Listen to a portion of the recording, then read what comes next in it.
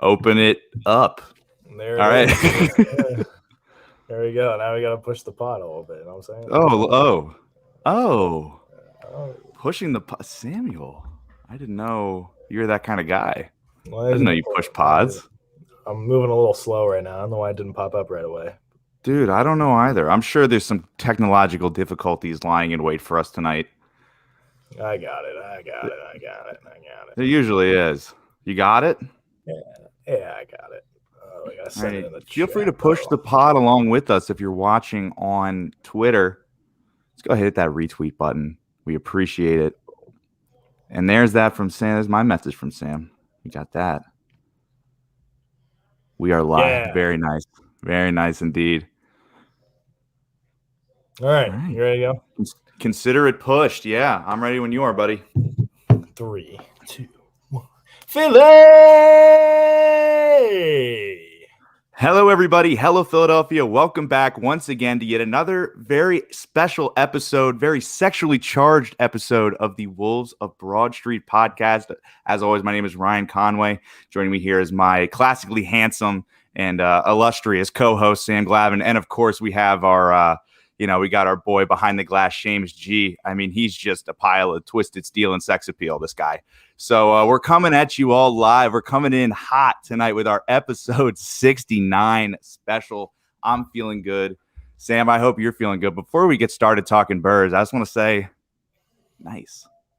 Nice, dude. Nice. Very nice. I'm so very excited. nice. This is gonna be really 69 fun. episodes. 69 episodes. It's got to be at least like 20 plus now with the Liberty line. It's just been an absolute blast. So thanks to them, of course, to the Liberty Line podcast. You can follow them on Twitter and Instagram at Liberty Line PHL, and of course, thelibertyline.com. Sam, of course, we love the Liberty Line, but what do we love even more than the Liberty Line? The Philadelphia Eagles, baby. Of course. And they had an absolutely stellar display.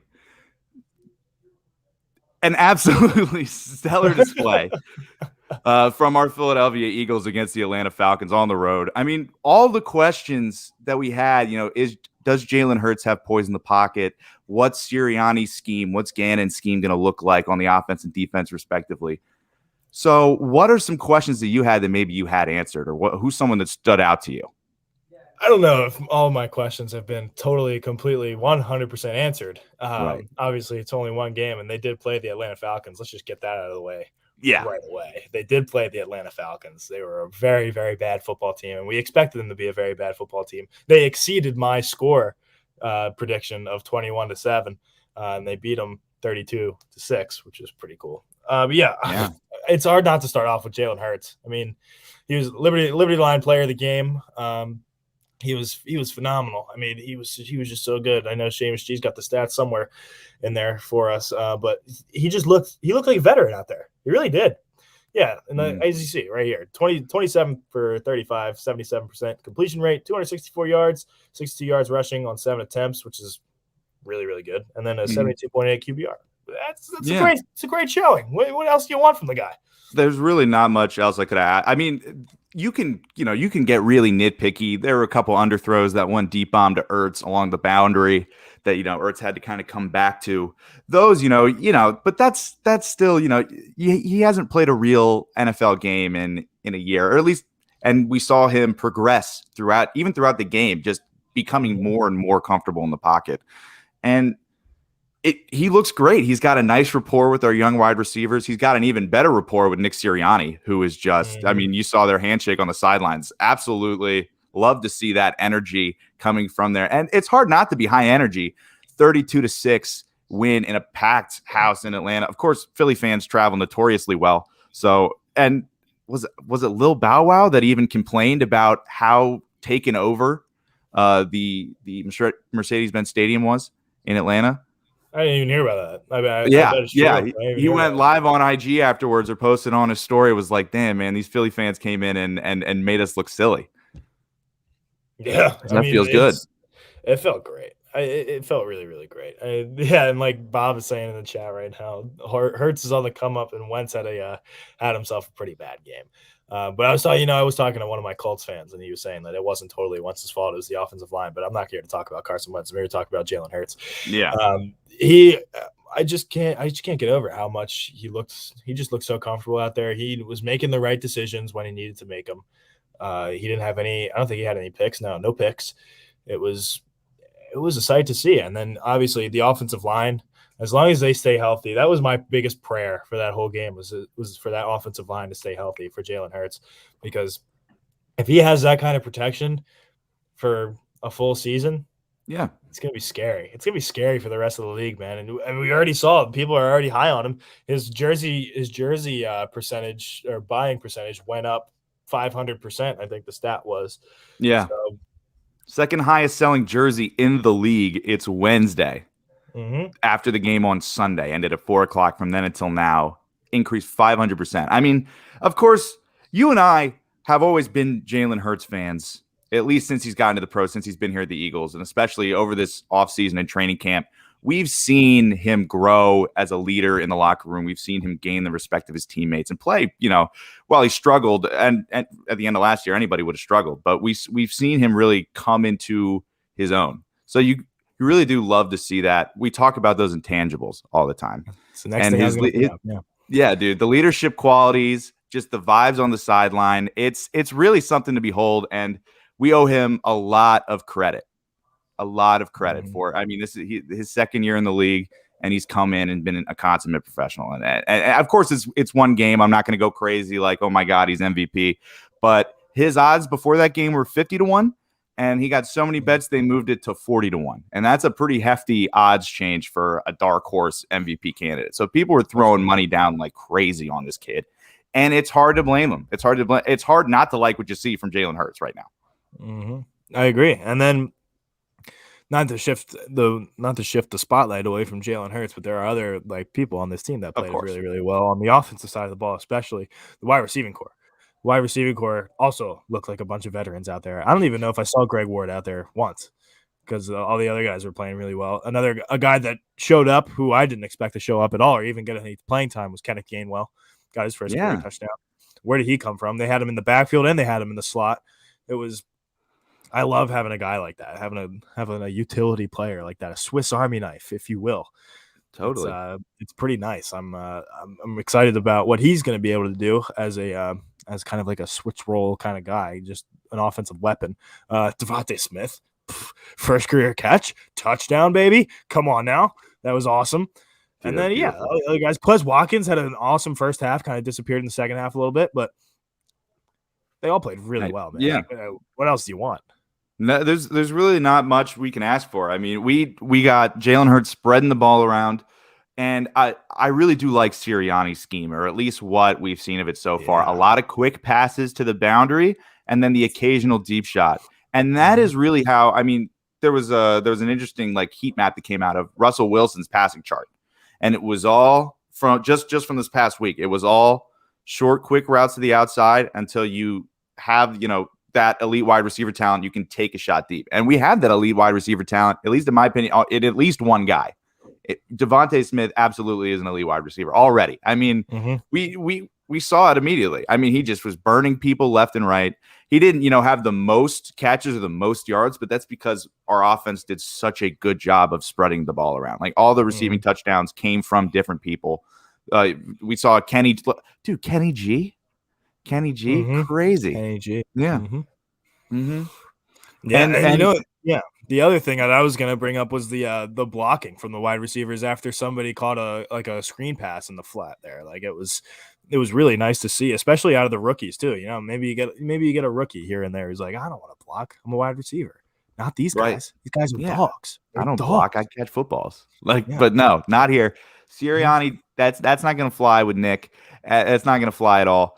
And we see it. We see the effort. I mean, J-Jaw, we were like, why the hell did he make the roster? And it's part of it is what you said. I mean, I think he's the second highest graded run blocker in the NFL right now after week one. That granted, he only had 8 snaps in run protection, but he graded it out very favorably with Pro Football Focus with that small sample size of clearing the lanes on the outside, which I think is really that's a really good reason to have a guy. If he's going to be your fifth wide receiver and 1 through 4 are excellent, like I believe that we have, why not go for that fifth guy that could, because Zach Ertz can block. Goddard, yeah, they're both extra receivers basically, and so why not use a receiver to use that? Yeah, it's perfect. Yeah. So I didn't really have any complaints with the offense, at least not to start, and not really right now. Of course, that's the Atlanta Hawks. Yeah, that's the only thing. That's the only thing is they played a shit team. Like that's it. Mm-hmm. The only other thing is like they did everything they needed to do to win that game against a bad team. Now let's talk about the offense. Let's go in a little bit more depth on the offensive line here, right? Let's do it. Jordan Mailata just got paid, right? I got so nervous the day before. So like the day before he got paid on that Saturday, I believe, he got his big contract, right? I was so nervous as to what that was going to do to his game on Sunday. I thought he was just going to be like, yep, kick back. And just kind of do, because that's what happens. It happens all the time, You're not especially wrong. In Philadelphia. So I was like, oh my God, I cannot believe this news just came out right now. But no, quite the opposite. Yeah. Jalen Hurts only got sacked once. And then there was that screen pass that went for a touch. It was an excellent fake to Miles Sanders, hitting Reagor going the opposite way in the flat. And then he ran it in for the touchdown. And of course, there's Jordan Mailata peeling off the left edge, coming out and just pancaking a safety, like murdering this guy essentially. Like if this was just man-to-man combat, no pads, like Mailata could have taken his head off. But that's just showing that extra effort, moving down the field. And that's something that I think, part of that is Jeff Stoutland, and part of that is the culture that we've got in the locker room right now. And part of that's also because of the veterans we have on the team. We got Brandon Brooks back from injury. We have Jason Kelsey out there blocking 2 guys at once. And that's going to rub off on a younger guy who's now the franchise left tackle, making $16 million a year or something like that. Yeah. Nice. But yeah, it's really great to see a healthy offensive line, because that's really what held the team back last year. Was just we had 13 or 14 different offensive line combinations through 16 games. That's not how any team wins. You saw Kansas City. They ran roughshod over everybody in the regular season, F people up during the playoffs, but they get to the Super Bowl, they're missing their starting left and right tackle against a really great pass rush. You're going to get screwed. And when you have nobody at all on the offensive line, when you've got Jamon Brown in there, you're going to get cooked. You're going to get cooked. I thought, Ryan, I can't believe I just did this, but I thought of a negative from the offensive side, at least penalties. Oh, yeah. And the penalties, and like 3 of them were on Lane Johnson. That's what made me think of it, was you were talking about the offensive line. And then we listed pretty much every offensive line player except for Lane Johnson. So he had like three false starts or something like that. It was kind of crazy to see that out of Lane Johnson. But that was the only thing. There were a few delay games as well, but to be honest, I expected that just because it's a young offense. And they're playing with the silent count, right? And that's and they're in it was a brand new stadium. It was jam-packed, I think, at least. I don't know. I'm sure it was, because it was the first time that they had fans in that brand new stadium. So yeah, the only thing was the penalties. That's it. Yeah. The penalties were stupid, but even in the end, you take a look at the penalty yardage totals. Falcons ended up with more penalties than us. So I mean, obviously we had stuff that hurt us, but the fact that just everybody went off basically on the Eagles. I mean, Miles Sanders on my fantasy team, and that paid off tremendously. It was really nice. Yeah, but. And yeah, what you're saying about the offensive line kind of getting into cadence, especially with Lane Johnson and Brandon Brooks, that right side of the offensive line that missed so much time. Brandon Brooks for 2 years, and Lane Johnson for, was it like 10 weeks last season? A decent amount of time away from football. The entire right side of our line has spent. So we've really got to, and they didn't play that much in preseason. So they're still getting used to Jalen Hurts as the full-time starter, getting used to Sirianni playing in real games in real time. So even though these are pros, these are high-level veterans, especially Lane Johnson, like he's constantly grades as one of like the top 5 offensive linemen in the league, as is Brandon Brooks. But that time away with a new quarterback, new coaching staff, I can kind of see how that would be a tough adjustment with with limited preseason action. Mm-hmm. So, but I thought I thought in terms of like play calling is I thought that the play calling was very similar. Like, I mean, obviously you want to test out some of your plays like in preseason, right? But you don't want to test out all of them. Dude, if the Falcons had just looked at the preseason footage, that was like half the plays that we ran. Yeah. All those screen passes to Quez Watkins. Are you kidding me? How could you not be ready for that? That happened at least 3 or 4 times a drive, and they did that this exact same way in the preseason. So Nick Sirianni really showed pretty much his cards in the preseason, and nobody. Maybe it was like a mental thing where it was like, oh, they're not going to run these plays because it was in the preseason, or like I don't know, but yeah, it was the I'm with you. It was the exact same offense that we saw in the preseason. It was crazy. Well, I'll tell you this, man. Our offense never really stalled out. We had to punt a couple times, but and our punter was amazing. Just real quick, just bombs, dude, crazy. I mean, that's all we really need to say.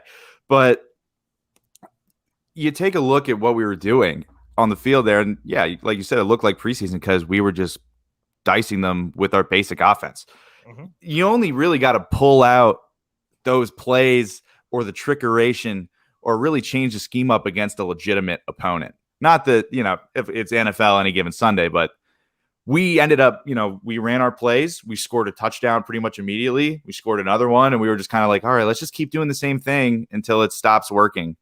And then the game ended, and it was 32-6 us. And then Sirianni was like, shit, I spaced out for the last half. Like I just had Jalen run the same 3 plays. Like, no, there's good and bad to that. There is, right? So like, good that we ran through the Falcons.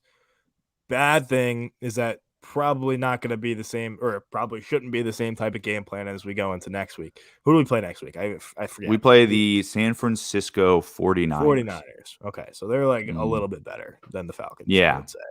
Definitely. They have a far better just got defensive hurt, line. Though. Mostert just got hurt, I'm pretty sure. Yeah. Which is, yeah. There was something interesting there. Yeah. Speaking of which, DeMarcus Lawrence also got hurt in the Cowboys today. He broke his foot. Yeah. So that's another thing right there. Yeah. That's just another fact. Anyway, factoid. So in terms of what we have to be running next week, I think it's got to be a little bit different, right? But I think Sirianni is smart enough to realize that. And hopefully maybe throw a few fakes. Like, I would love to see at some point next game, I would love to see a fake screen pass and then go deep down the sideline to somebody. Absolutely fool somebody. Yeah. That would be sweet, because that's what they're going to be playing, that safe, right? Towards the line of scrimmage. And then we can get them for some yards easily. That's exact. I mean, that's pretty much what the offense is. And we got Seamus G letting us know here. Jalen Hurts' depth of target is much lower than league average. Per Rich Hrybar, I don't even know how to say that. Hurts, his average distance to target on completed passes yesterday was 3.4 yards, which was the lowest in the league. So only 3 yards past the line of scrimmage. But I'll tell you what, I mean, we didn't really need to do anything else because we have that kind of skill set and those playmakers. We didn't end up needing to take a ton of deep shots down the field because we throw it out to the flat, 5 yards, 10 yards, hand it off to Miles Sanders, easy 5 yards of carry, automatic. And that's fine. I mean, I'm not out here saying that Jalen Hurts is an elite quarterback but he went out there and he executed the game plan to perfection. And so some people may not, be encouraged by that 3.4 yards, average distance to target on completions. But I think once it starts to, like, if it starts to become a problem, as the season progresses, that's something definitely to keep an eye on. But if we have the kind of wide receiver talent that we do, we can line up Devontae and Quez on one side, fake a screen there, and then we got Rager going that way. Because Rager's still fast. Rager's still got the speed. There's no question about that. He's not as fast as maybe Devontae or Quez. But, we put those two guys on the same side of the field. That's going to draw the defense's attention. Like, they're going to go over here. They're going to do something crazy. Meanwhile, Jalen Rager's making, mincemeat of their third string cornerback. So, yeah, that was the other thing I was going to bring up was Jalen Rager had a decent game. I mean, he didn't get very many targets in the first half, but he got a bunch in the second half, and I thought he played okay. there was so much spreading the ball around. Just every receiver pretty much got a touch. The only receiver I can't remember right now is Greg Ward being on the field. I don't remember him being on the field. I don't know if it was an injury or if it was just because he didn't play, but I kind of expected him to be out there for like a little bit just because he is the most, like we said last episode, he's the most seasoned vet that we have on this roster right now, which is crazy. But everybody else played like they've been playing their whole lives. I mean, they have been playing their whole lives. I meant in the NFL. Yeah. No, I know what you mean. Yeah. Awesome. Loved it. And well, as long as we'll finish up with the offense in a sec, but Miles Sanders played a phenomenal game as well. I mean, he had 15 rushes for 74 yards and 4 receptions for 39 yards, so well over 100 yards in total, which is great. I mean, I love seeing him catch balls out of the backfield and then do the same, and then just do his thing, running up the gut and see ya. Yeah, so cool. And it's great. Line had a lot to do with that as well. It's definitely something that I felt maybe went underutilized the last couple of seasons. Just by virtue of his youth and also just by the scheme that we were using. So, like, dude, Sirianni's he's got it working. We got our guys working out in the flat, and they're making plays. So there's really, there's for right now, it's just kind of sit back, relax. First place in the NFC East, only team that won on the opening weekend. And it was by a pretty resounding margin. If I could say so myself, I feel like it was a pretty impressive win for the Birds. And I do want to talk about the defense, obviously, because they were laying the wood. They were laying the wood. And with that, Sam, with laying the wood, we're gonna go to the Doghouse, brought to you by Wide Plank Floor Supply. Visit their website at www.wideplankfloorsupply.com. Get a recommendation for a contractor. Get a quote. Wide Plank Floor Supply. If it's wide, they've got it. Sam, who do you have in the Doghouse for this episode 69 extravaganza? All right. So for this very special episode, you guys already knew it was coming. It's story time, ladies and gentlemen. So let me just start this one off real quick, right? I have in the Doghouse. A random Dickinson College football player. Okay. Do I know his name? Yes. Am I going to say it live on the air?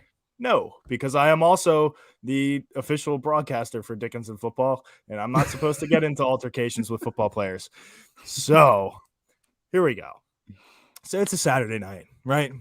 Dickinson football gets absolutely creamed by Muhlenberg College. Muhlenberg ranked number 9 in the country, right? So they got crushed, and so everybody's having a good time. We're having a party in my backyard right now. It's the whole school is there, the whole football team's there, baseball, lacrosse, everybody's there. Yeah, all the boys. It gets blown up by CPD. Like everybody, DPS shows up, CPD, lights are flashing. I've never seen more people scatter quicker in my entire life.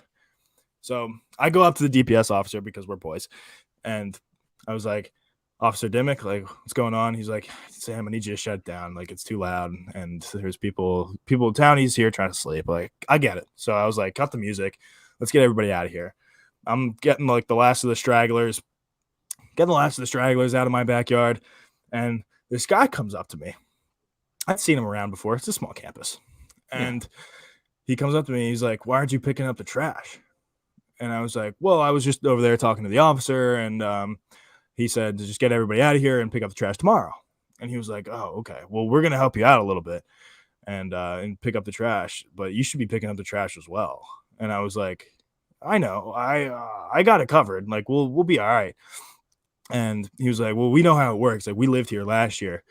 And I was like, oh, okay. Well, I lived here last year and I live here this year as well.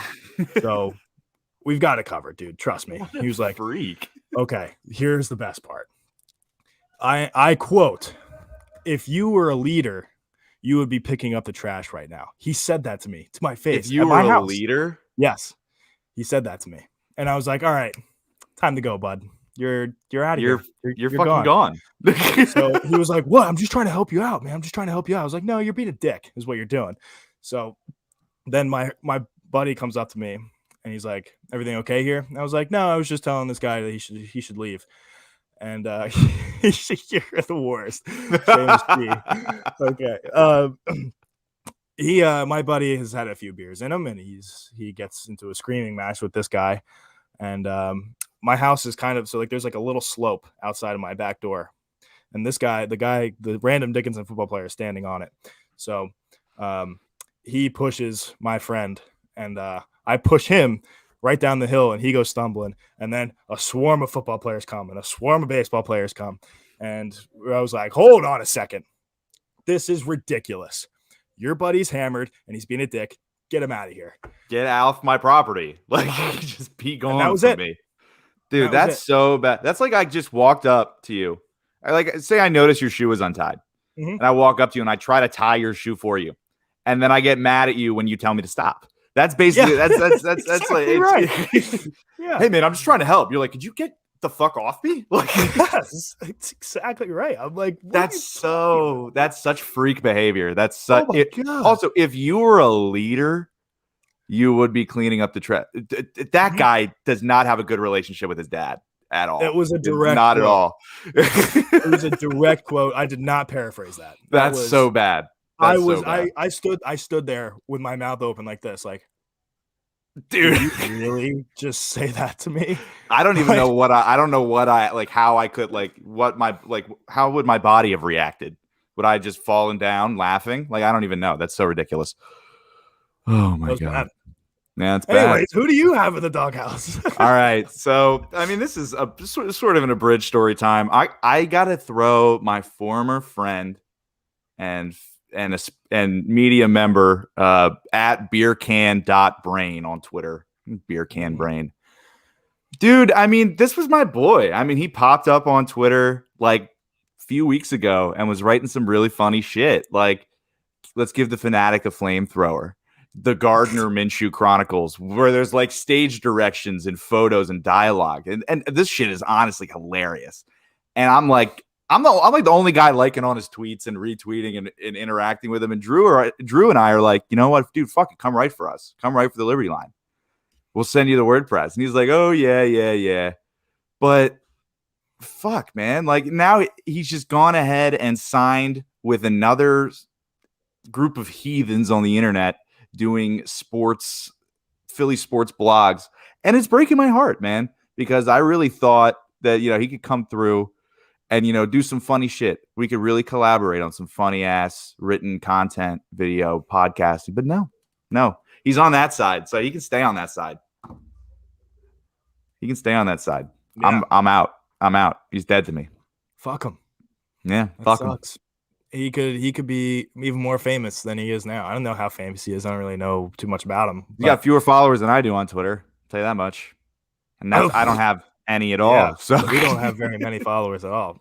Speaking of which, go follow us both on Twitter at Sam Glavin06 at Ryan Conway 76. It's right there on the name tags. It's pretty cool. Yeah. And with that, Samuel, we're going to close out the Doghouse, brought to you by Wide Playing Floor Supply. Visit their website at www.wideplayingfloorsupply.com. Get a recommendation for a contractor. Get a quote. Wide Playing Floor Supply. If it's wide, they've got it. Check out their showroom on KOP, out in King of Prussia. My God, floor-to-ceiling planks, wall-to-wall, ass-to-elbows planks. Wide Playing Floor Supply. If it's wide, they've got it. Sam, we're talking about laying wood. We're talking about that's fucked up, Craig. We're talking about laying wood. The Eagles defense was laying the wood on Matt Ryan yesterday. But first, we're going to get to the good stuff. But we take a look here. 260 total yards. About 140 of those yards came on the first two drives alone. Mm-hmm. Those first two field goal drives that they had to start the game, when I was just kind of sitting there like, is this the defense that we have? Yeah. Like, is this the guy? Mm-hmm. People on Twitter, really like, in the first couple minutes of the quarter were like, you guys missed Jim Schwartz? And I was like, no, this is the same as what Jim Schwartz would do. Yeah. Let them drive the entire length of the field. Yeah. I was so nervous when those first drives, because I thought it was going to be the opposite. I thought the defense was going to keep us in this game, and the offense was going to try and grind some points out and figure it out. So I did not expect them to put 32 points up on the board. I thought they were putting up 21 points max. And then the defense, I thought, was going to do what they did, but it wasn't true. And those first 2 drives were really, really bad. And what you said, like those first 2 drives with the yards, like most of those yards came from those first 2 drives. Yeah. That's what the stats don't tell you, Ryan. That's what the stats don't tell you. So it's a good pull out of you. Yeah, thank you. Because it's important to understand, in the full context of the game. I'm like, it's also, how do you give up 260 yards and only allow 6 points? You give up, 6 points on 200 and 280-yard drives or something like that. And that's honestly, even on those first 2 drives, I was pleased that we were holding them to field goals. I was glad that we were at least tightening up in the red zone, and then we clamped down for the rest of the game. And our buddy Jack at Jack P. Connell on Twitter over here at the Liberty Line is a big X's and O's guy. He's like where I aspire to be in terms of maybe even too far in terms of X's and O's knowledge. And he's saying that Jonathan Gannon was throwing all different kinds of defensive looks at these like 3-man fronts, 4-man fronts, 5-men, just trying to see anything that would work, throwing the kitchen sink at him. And it just didn't seem like anything was working. And then he found what really worked and stuck with it. And the Falcons didn't really have an answer. I mean, it's so great to have competent cornerbacks. Like we have got Darius Slay on one side. We got Steven Nelson on the other. Hell, we didn't even have Rodney McLeod for that game, and our secondary was rock solid. And that's rare. Normally, you expect an Eagles team to get shredded in the short passing game like they did on those first 2 drives. And the only way they could get yardage was on the short passing game, but we didn't get shredded, and they weren't breaking up, chunk plays. They weren't breaking off big chunks, which is huge. And a big part of that is the tackling, if you want to talk a little bit about that, because I know you're a big fundamentals guy in all sports and all facets of every game. Yeah, I thought if we're being, they obviously the defense as a whole got the job done. Would have liked to see some better tackling. There were a couple of times where they like bounced off of. It was mainly the defensive backs and and some of the smaller linebackers were kind of bouncing off running backs and stuff, and they got a couple extra yards, maybe fell forward a little bit. That's something that I think will be ironed out in practice. I think Jonathan Gannon's got a nice tight leash on him. I think that'll be something that'll be pointed out in film like that. So that's like the only thing that I thought would need to be better. There was the one I was really disappointed in Darius Slay initially for not being able to make that one tackle on like their fullback out in the slot, or not in the slot, out in the flat, and he just bounced off him. But then you take a look at the guy and you're like, all right, this guy could give Derrick Henry a run for his money in terms of just sheer force hitting you at top speed. So I would have preferred you to try and wrap up, but if you're a DB going up against a fullback in the open field and you got to go low and it doesn't work out, he said his leg went numb. I mean, I don't think he was lying, but that's just a testament to how hard he got fucking rocked. Yeah, and the defensive line. I mean, that's something that we knew was going to be a strength coming into this team, and that it's so deep, and it was going to be a test. Some kind of test. I don't really know, but this was a bad Falcons offensive line is what I'm trying to get at. So we saw what our defensive line could do against a bad offensive line, right? And they just pummeled them. That guy Mayfield. Oh my God, how funny was that tweet? Dude. So funny. So embarrassing. If you don't want your QB to get hit, just draft me. He said that draft night, right? Or like weeks before. Or right around during the process. Oh, funny. Oh my gosh. And then there's just a picture of him like laying down, like absolutely befuddled and defeated. It was hilarious. I could not stop laughing the next morning. It was so great. Yeah, absolutely. So, dude, I just love to see kind of all the different ways we were attacking that offensive line. Like we had guys shuffling around, and that defensive line rotation, that was one of the hallmarks of that 2017 Super Bowl roster. Mm-hmm. And it was also, it's what this team is going to be relying on now, because part of why our secondary is able to, I think we got some serious talent back there now. I think we've seriously upgraded in a lot of those secondary positions, but even so, there's not a lot of depth. So we're going to be relying on that defensive line unit. I mean, we have Javon Hargrave, of course, Fletcher Cox, Brandon Graham making huge plays. We have Malik Jackson out of there, who was just taking up, dead space. It's nice that we have, we do have some older guys, but then we've got younger guys like Hassan Ridgeway and Josh Sweat and Derek Barnett. So we've got tons of guys that can seriously lay down the hurt on opposing teams' quarterbacks and make offensive linemen twist and turn in their sleep. We've really got that kind of talent right now. And the young guys on our team, they're not even close to what their potential is. Not even remotely close.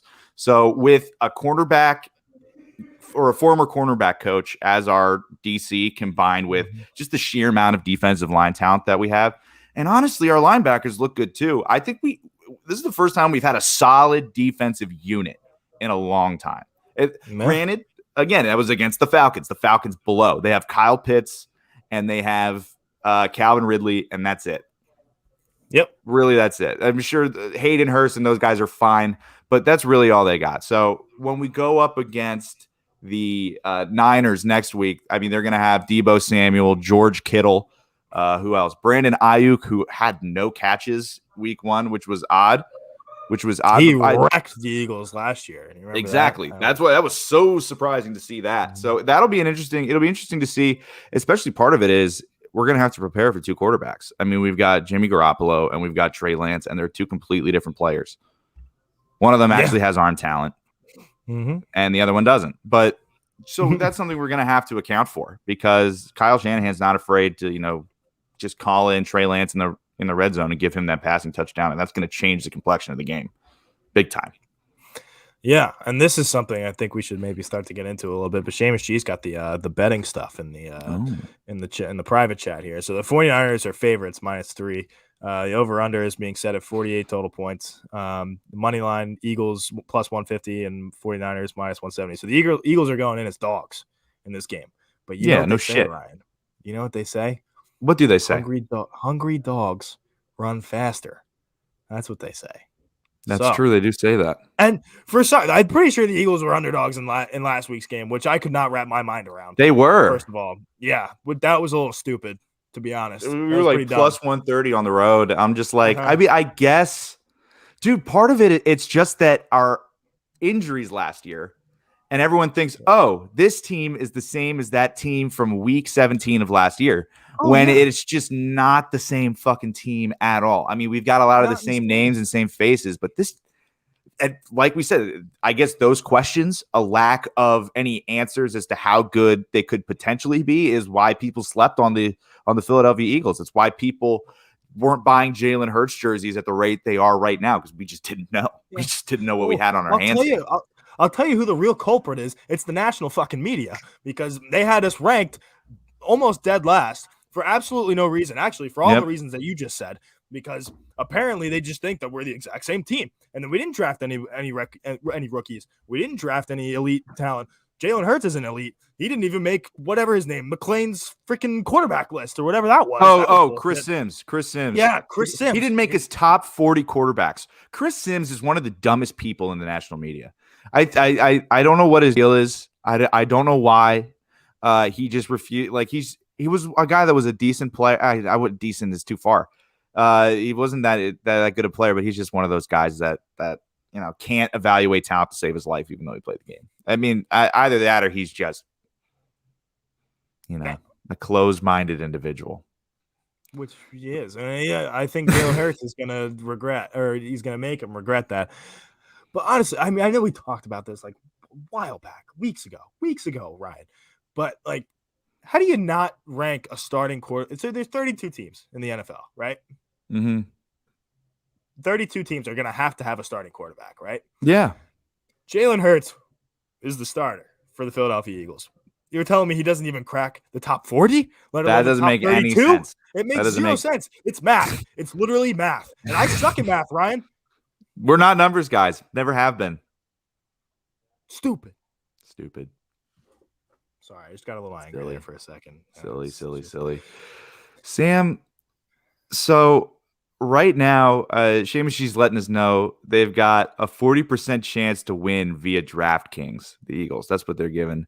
We got, and this is the line that's really tasty to me, 44.5 yards, Devontae Smith. Over-under. It's an easy over. Yeah. 44.5 yards. It's an easy over.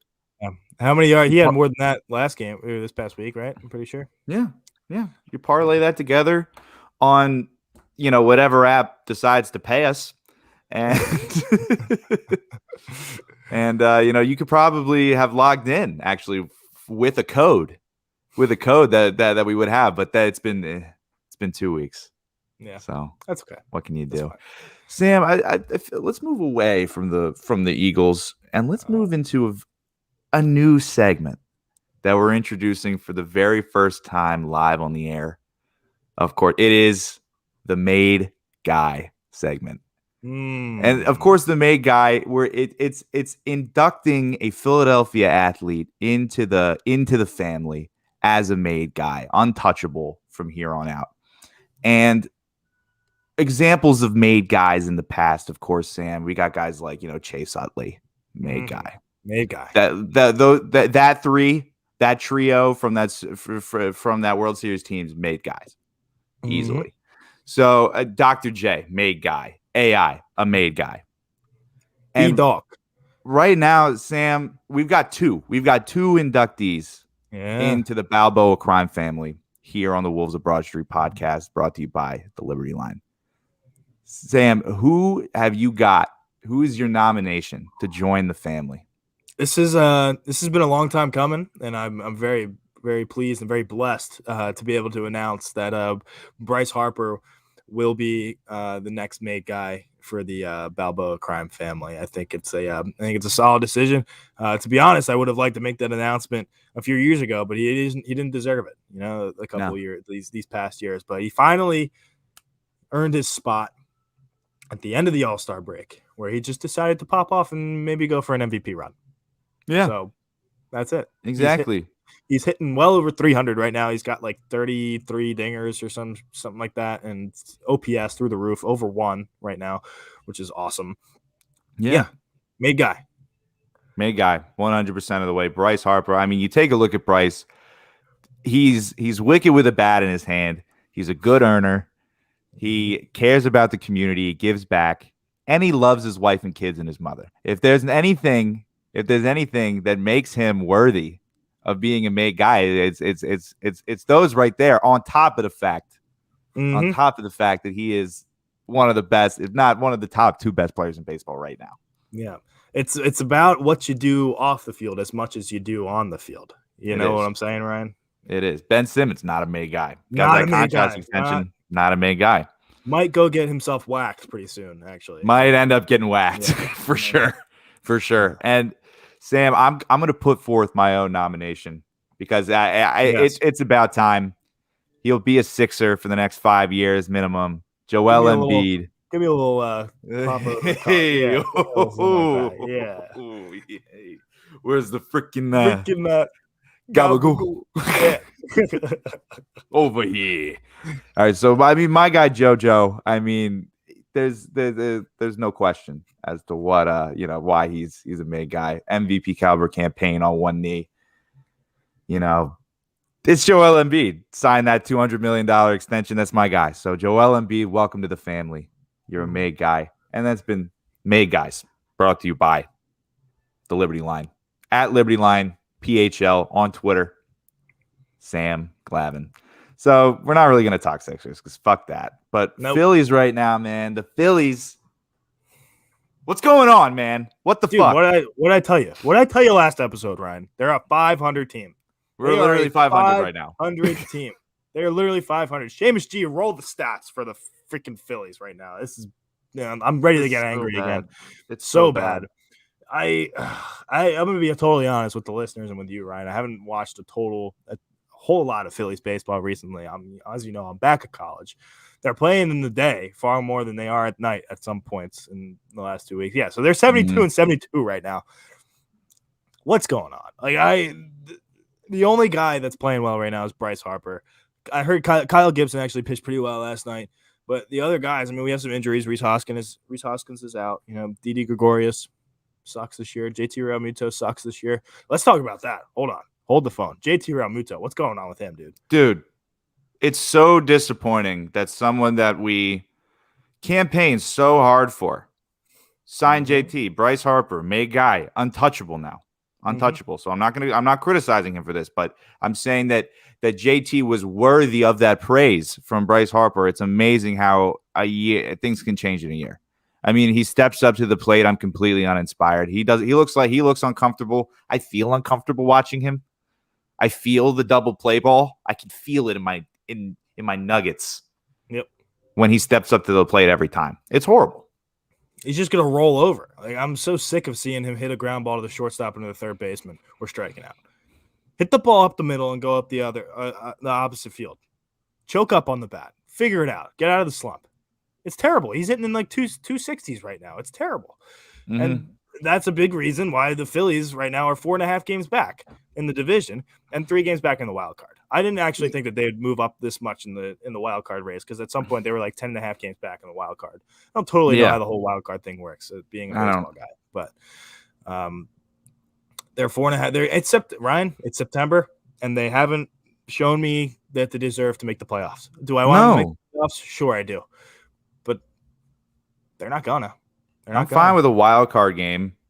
but we're gonna lose that. I mean, right now they're playing the Chicago Cubs. They traded away all their best players a few months ago, and we were up 4-2 in the top of the 8th, and we just gave a 2-run homer in the top of the 8th against the Cubs, just now. So, as we speak, the season is falling apart. And I said it. You said they're a 500 team. I said once they get a few wins above 500, they're going to freak out and go on a skid and get back down to it. And that's exactly what they've done. It's 1 step forward, 4 steps back, 5 step forward, 1 more step forward, 2 steps. And it's just you're moving, but it's like I don't know. I don't even know what it's like. It's like running around like a chicken with its head cut off. It's hard to watch, but you gotta until it stops. Mm-hmm. You know, it just feels like there's no energy. I mean, that's exactly what it is. There's no energy. There's no energy. Every time I think of energy, like when it comes to the Phillies, at least for this season, was that 8-game win streak, right? They just swept the Mets, right? They were playing. It was a packed house at CBP, right?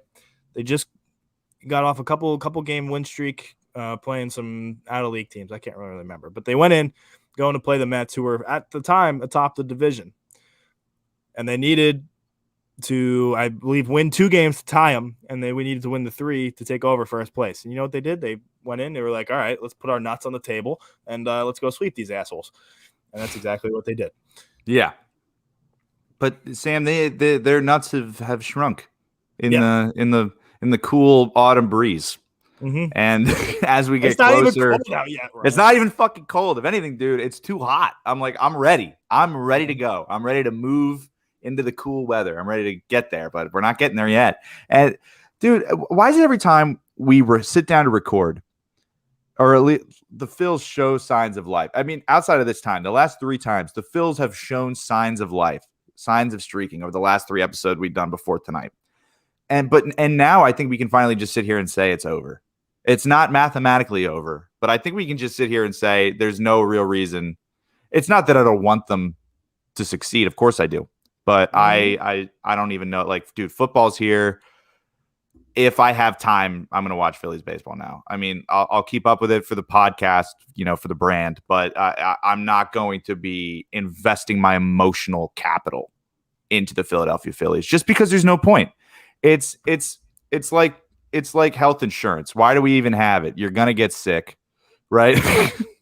You're insuring an inevitability. It's the same thing with the Phillies. Why even fucking pay into this system with my money and my caring and my clicks and my views when I just know what the outcome is going to be in the end? There's no point. Give me your clicks, Piggy. Piggy. Your piggy. Give me your clicks. I do. That's going to be great for people listening to the audio and not, on the recorded version that, of course, does go live on Spotify and Apple Podcasts. Pretty sure I got us on our iHeartRadio. We're fucking everywhere. Just go find us, The Wolves of Broad Street. But it's pretty easy. Yeah, it's pretty easy to remember the name. It's like it really is a play on The Wolf of Wall Street, the movie. If you've ever seen it, I'll tell you this. Yeah, I'll tell you this. The amount of people that get it wrong, I'm just like, oh, dude, it grinds my gears. It's really not hard. It's not a tough name. Not tough. Not in the slightest. how's the Wolves? And when people say the Wolves, that is the thing that sets The me over wolf. the Well, edge. that because then Yeah. that's not even a grasp on the No, English it's- language at that point. You wouldn't believe, Ryan. I the people believe that it. give me Wolves. The You Wolves. wouldn't believe it. The Wolves of Wall Street. That's your podcast, right, Sam? Nope. No, I'm not Nope. talking to you anymore. You fucking Nimrod.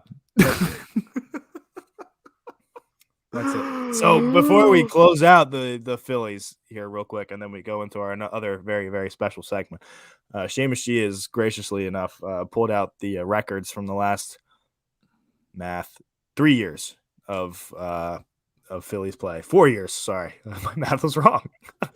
So in 2019, the Phillies were 81-81. In the 2020, the Phillies were 28-32. And then the Phillies now are 72-72. And the 2018 Phillies were 80-82. What is going on? Dude, the Phillies are literally just like a money laundering thing. I think. Like, I swear to God, I think it's a front. It's like it's Citizens Bank Park is going to turn into that Chinese restaurant on the corner that nobody goes into and nobody eats at. But you go inside and there's like one guy working there, and then like you order the food and they gotta like wake up an old woman in the back to make it because no one ever orders. That's gonna be what Citizens Bank Park is at some point. Like, it's just a front. The whole organization is a front for I don't know what kind of Swiss bank accounts you're trying to hide, John, but just rinsing it with charities and giving us 500 baseball is not really what I would like. Yeah, I don't know what's going on. I don't know what's going on with the Haverford boy, John Middleton. That's something that remains to be seen. It's pretty sus though. I don't know what's going on. It's suspect. It's got to be a money laundering op, or the whole thing just feels like a fraudulent enterprise to me. Yep. Yeah. That's it. I hate the Phillies. I hate them. I honestly, at this point, I wish they were a money laundering thing, because that would actually mean they're actually doing something. That would make it interesting. It would make an interesting story, at least. The Phillies just suck. Yeah, it's because do you think they're really trying to win and they just can't? They just for 500 every year? Could you imagine? No. Jesus Christ. Sam, I lied to you. We're going to talk about the Sixers. No. Sam. Yes. No. Yes. No. Yes. Don't want to. Fuck you. So Ben Simmons is apparently expected to suit up for this 2021-22 season. Oh, I didn't like that 2021-22. Oh man, I didn't like that sequence of numbers there. That's weird. Orally speaking, 21-22. Yeah, I hate. Yeah, that's weird, right? But so they're gonna apparently just fine him until he shows up, and people on Twitter are just completely doing a 180 and going, "Oh Ben, oh just kidding, we love you," and I'm just like, I still fucking hate you. I still hate you. I still really do. And I put out a tweet today, Sam. I'm going to read for the group. Just real quick here. Okay. Because it's about Ben Simmons and how I feel about Ben Simmons. The hate that I have for Ben Simmons is like the hate I have for an ex-girlfriend. I loved her. She broke my heart, and I never want to see her again. But when she inevitably comes around wearing that same dress and doing the same things that she knows I like, I'm going to be suckered right back in. Like wearing that black cocktail dress, playing elite perimeter defense, things like that really get me going. Ryan, I'll remain strong for the both of us. You will? Yeah. Don't let me text him. Don't let me text him. Sam. No, you won't be texting him. If you do text him, there's not much I can do about it, but I'll smack you upside the head the next time I see you. Fair enough. I won't fire that text up. This is what good friends do, Ryan. It's just 1 a.m. I'm listening to Marvin's Room. I'm like, I'm going to DM Ben on Instagram. No. Look. No, don't do that. That's bad. I'm just saying you could do better. All right. But Sam. So that's good. I mean, that's it for the Sixers. That's all I really want to talk about. Sam, it's been a while. And we thought episode 69, go back to the roots. Go up in the attic, pull this segment out, take it out of the chest, dust it off. It's the Philly 5, brought to you by absolutely nobody. Mm-hmm. Of course.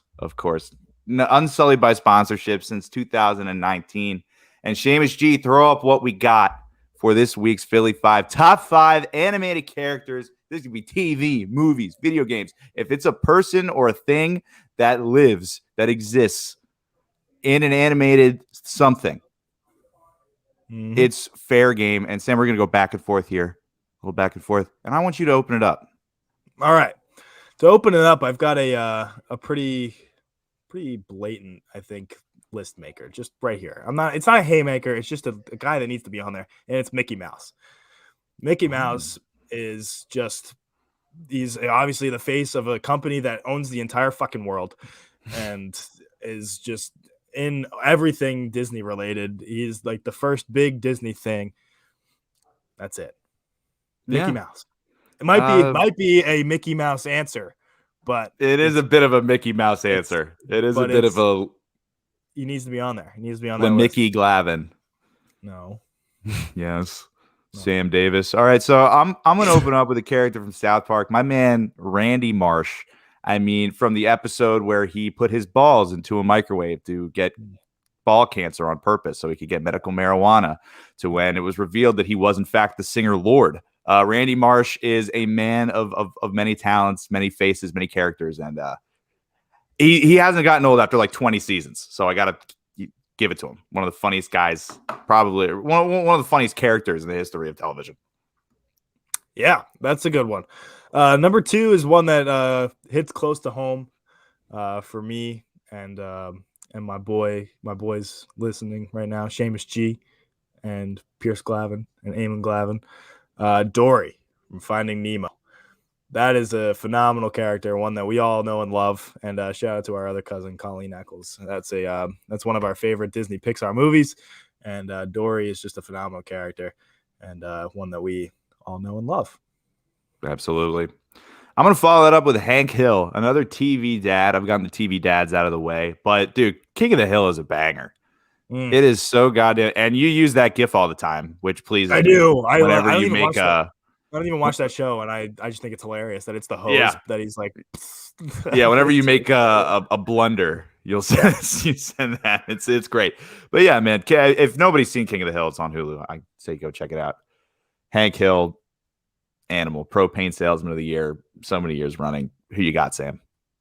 I've got next on my list another one that also kind of hits a little close to home. Homer Simpson.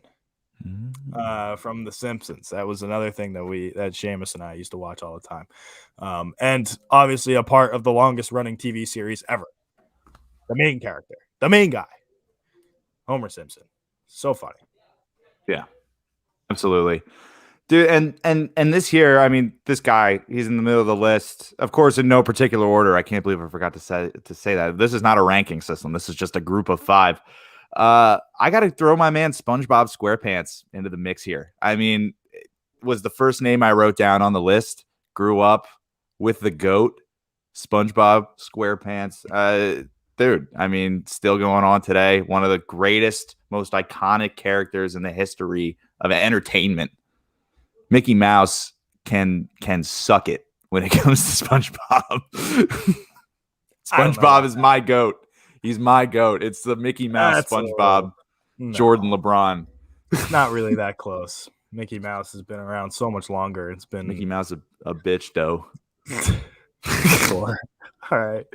My next one is another. I got a nice little, like, Seamus and I have a very similar taste in animated characters, because the next one I got here is Chicken Joe from Surf's Up. Now that one is probably, if I had to rank it, it would be in the top 2. Chicken Joe with the no paddle drop in. Dude, sick. Chicken Joe is goated. Yeah. No, I'm not from Shiverpool. Yeah. Nice. So good. I love Chicken Joe. Yeah. He's just like, so good. I love him. No, yeah, dude. Absolutely. One time I was watching that movie with Seamus and Bob in high school. And we all yell out Chicken Joe with the no paddle drop in at like 2 a.m. And Seamus' dad comes downstairs and just like looks at us, and we're just like, and he just turns around and he doesn't say a word, just goes upstairs, and we're like, all right, it's time to shut it down, boys. Time to shut it down. Time to shut it down, boys. Like the DPS officer said to me this week, "Yo, Sam, time to shut it down, man." Okay. Yeah, I was like, but Sorry. Mr. Glavin, I'm just trying to take out your trash at 2 a.m. He's just like, what? I'm like, stop being a dick, bro. Oh my god. Oh, yeah. On my list next, I got Frozone from The Incredibles. Not a main character, but where is his super suit? Where is it? Oh my gosh. Where is it? He's got to get on the list. I left him off my top 5 Pixar characters, and I have to repent. I have to atone for my sins, and I figured since it is also Yom Kippur, the Jewish Day of Atonement, Yes. I figured that this is the best way to do it. And so welcome to the list, Frozone. Top 5 animated characters, a lock.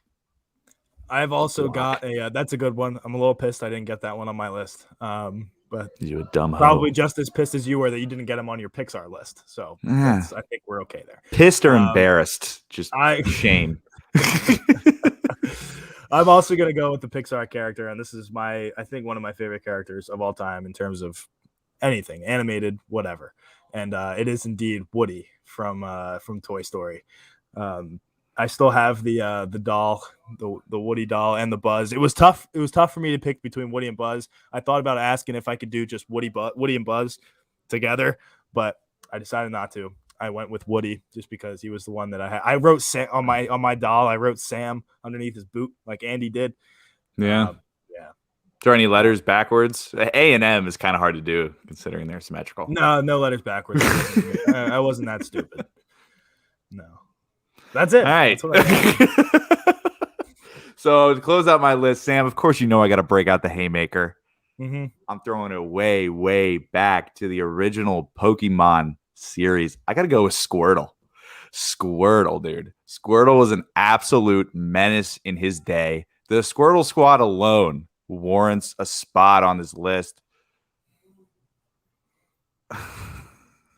It's just Bob being a dick. Yeah, that's what's going on here. It's just Bob being a dick. But yeah, dude, Squirtle's on the list. No questions asked. Sam, an excellent Philly 5. It was good to do one. It's been too long. We had some other ideas during our pre-show meeting last night that we had to leave on the cutting room floor just because it's not a family show, but it isn't also. It's also not I don't know. smut. Somebody was saying, who said that in the chat here? Oh, it was the Liberty Line. It was the Liberty Line. It's the Liberty Line as a whole. So that's great. I'll probably be fired tomorrow. Anyways. Yeah. Is that it, Ryan? Yeah, dude. Awesome. Thank you guys so much for listening to this edition, very special edition of the Wolves of Broad Street podcast, episode 69. Big shout out to @LibertyLinePHL.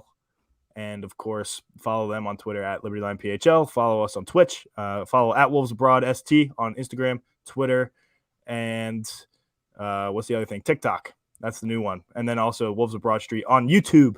Follow both of us @SamGlavin06, @RyanConway76, and Seamus G @Shamelessly SG, I believe. He's the producer, pulling the strings behind the glass, absolutely crushing it with the banners and the stuff and all the goods. So without further ado, Seamus G, close us down, buddy.